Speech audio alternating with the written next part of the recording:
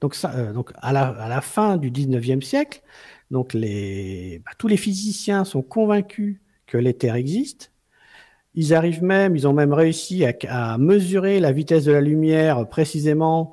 Ça, c'est Fizeau, un Français Fizeau, qui a mesuré la vitesse de la lumière à Paris en 1849 à 5% près. Donc, c'est quand même super fort à l'époque de réussir à mesurer la vitesse de la lumière. Il a mesuré ça, lui, entre Suresnes et Montmartre, ou non, entre Suresnes et puis oui, Montmartre, je crois, ou la Basilique. Bon. Et donc, il arrive à 5% près à mesurer la vitesse de la lumière. Et par contre, il y a un certain nombre d'expériences de physique. À chaque fois, donc, les physiciens de l'époque étaient convaincus que l'éther existait et donc voulaient mesurer comment se comporte l'éther sur des corps en mouvement. Typiquement, Fizeau, il voulait voir est-ce que la vitesse de la lumière, est-ce que de l'eau qui coule dans un tuyau, est-ce que ça emmène l'éther avec elle ou pas? Donc, chaque fois que les physiciens voulaient faire des expériences pour comprendre le comportement de l'éther, à chaque fois, ces expériences échouaient. Parce que ça a été vraiment le grand mystère de la fin de la deuxième partie du 19e. C'était toutes les expériences qui étaient censées caractériser l'éther, aucune ne marchait. Donc là, les physiciens, ils devenaient fous parce que chaque fois que tu penses faire une expérience pour montrer que l'éther existe, à chaque fois, tu n'arrives pas. Donc c'est quand même pénible. Bon. Quand on n'arrive pas à passer de la théorie à la pratique, oui, c'est compliqué. Voilà. Donc d'un côté, il y a la théorie où tu dis, oui, pourtant, normalement, il doit être là, mais personne n'arrivait à montrer qu'il était là. Bon. Et donc, il y a une expérience, donc tu peux passer au slide suivant. Et là, pareil, donc ça c'est un tournant de la physique. C'est une très célèbre expérience qui est l'expérience de Michelson et Morley. Donc l'expérience de Michelson et Morley était de mesurer, donc comme ils savaient, donc avec la théorie ondulatoire de la lumière, on s'est créé des franges d'interférence et puis on s'est calculé des variations de vitesse. Ils voulaient, et que la vitesse de la lumière était connue précisément grâce à Fizeau, ils voulaient mesurer la variation de cette vitesse de la lumière quand la Terre avance. La Terre avance, tourne autour du Soleil, d'accord, et elle tourne à 30 km par seconde. Et donc, ils se disaient, dans le sens où elle avance, on doit avoir une certaine vitesse de la lumière, et puis à 90 degrés, on doit avoir une autre vitesse de la lumière. Parce que là, j'ai pas la vitesse, la vitesse de la Terre, elle est que dans un seul sens. Et donc, l'expérience de Michelson et Morley était de montrer, justement, que la vitesse de la lumière varie dans le sens où la Terre avance. Tu me suis? J'essaye. C'est la partie compliquée. Hein. Dans l'article que tu m'avais fait passer, mon cerveau a buté. Donc, je m'accroche. Mais donc là, et je sais qu'on est nombreux à s'accrocher. Bon, donc le petit appareil, donc là, le slide symbolise la Terre qui avance qui tourne autour du Soleil, et il suppose que c'est comme quand tu roules en voiture avec les fenêtres ouvertes, tu as le vent, tu as un vent contraire que tu ressens parce que tu avances en voiture. Et là, ils se disent, la Terre, normalement, qui avance, tu dois avoir un vent d'éther contraire. Parce que l'éther est fixe. En fait, la grosse hypothèse de l'époque, c'était que l'éther est fixe. Donc, si la Terre avance à 30 km par seconde dans l'éther, tu dois te prendre de face, tu te prends ce vent d'éther. D'accord. Parce qu'on est bien d'accord d'une chose, c'est que là aujourd'hui où on en est de la physique, la vitesse de la lumière est une constante. Oui, ça c'est ce que la physique actuelle nous dit. C'est ce qui est reconnu officiellement aujourd'hui. Et là, dans cette expérience, ils tentent de démontrer que la lumière évolue à travers l'éther et qu'en fonction de la condition de cet éther, qu'il soit en vent opposé ou en vent dans le dos, pour schématiser, ça peut influer sur la vitesse de la lumière. Oui, mais ce que tu dis, cette croyance que la vitesse de la lumière est constante, ça vient justement d'Einstein qui arrive après, en fait. Donc, c'est les conséquences. C'est les conséquences de cette expérience de Michelson et Morley ont abouti à dire la vitesse de la lumière est constante. Mais avant, on ne le savait pas. Ou la science, en fait, c'était la science disait, eh bien, ou l'hypothèse de Michelson et Morley était de dire, la lumière est une onde dans un éther qui est présent et que je suppose fixe. Et c'est comme, c'est comme le son dans l'air. Quand il y a du vent, le son il avance plus vite il suit le courant d'air. Bon, donc là, l'hypothèse était que la lumière va suivre le courant d'éther. Normal, ça paraît normal.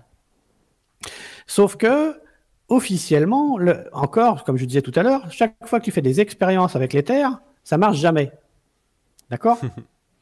Donc, celle-là, pareil, Michelson et Morley n'ont pas réussi à quoi que ce soit, ou en fait, la science officielle retient qu'ils n'ont pas réussi. Parce qu'ils espéraient réussir à mesurer un vent d'éther de 30 km par seconde face à la Terre qui avance dans cet éther qui est fixe. Mais donc là, effectivement, ils n'ont pas réussi à mesurer ces 30 km secondes et la science officielle retient qu'ils ont échoué, que l'expérience a échoué. Or, en fait, quand on creuse un peu le sujet, ils n'ont pas trouvé zéro. Normalement, on dit, OK, si la vitesse de la lumière est constante, ils auraient dû trouver zéro. Mais ils n'ont pas trouvé zéro, ils ont trouvé 5 km secondes. Donc c'est là... 6 fois moins que ce qu'ils espéraient trouver, mais il y a quelque chose.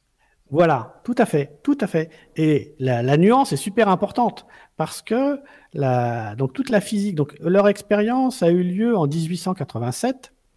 Et après, mais les physiciens, parce que il faut exploiter les résultats quand même, c'est pas si évident que ça de réussir à calculer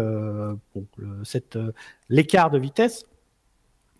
Et avec des instruments, oui, plus ou moins précis. Et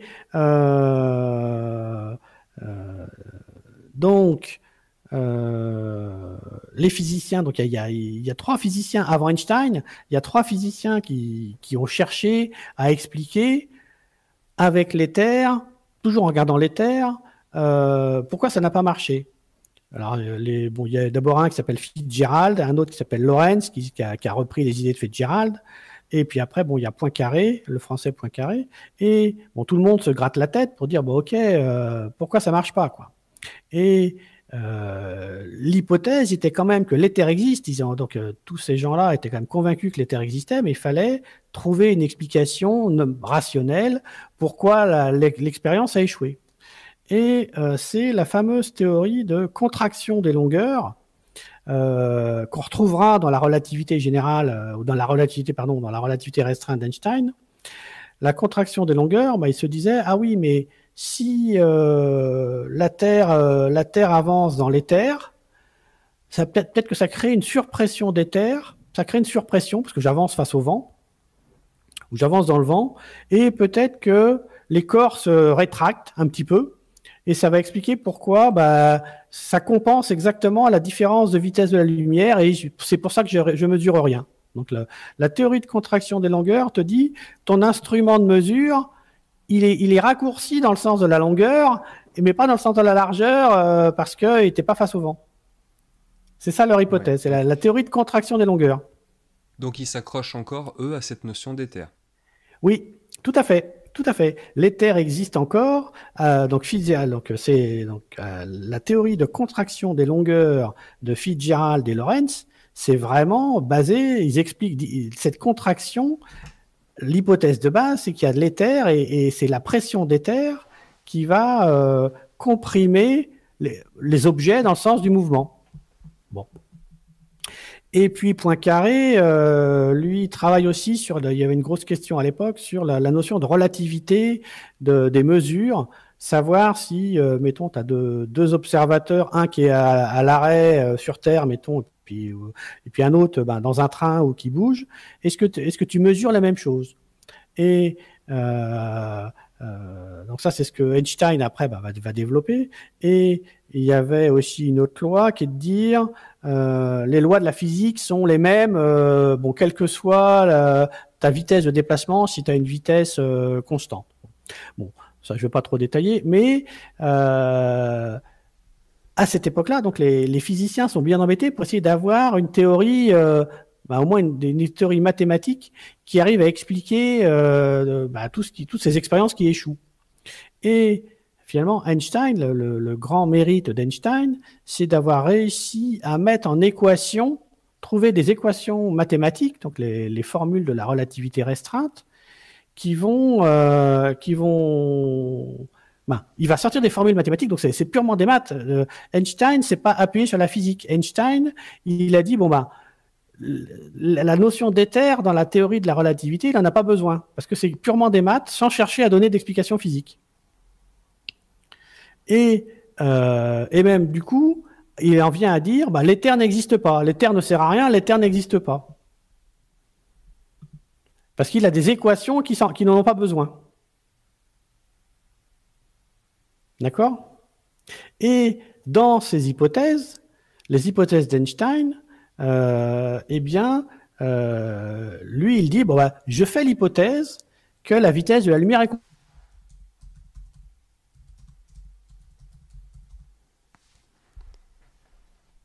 Alors là, nous avons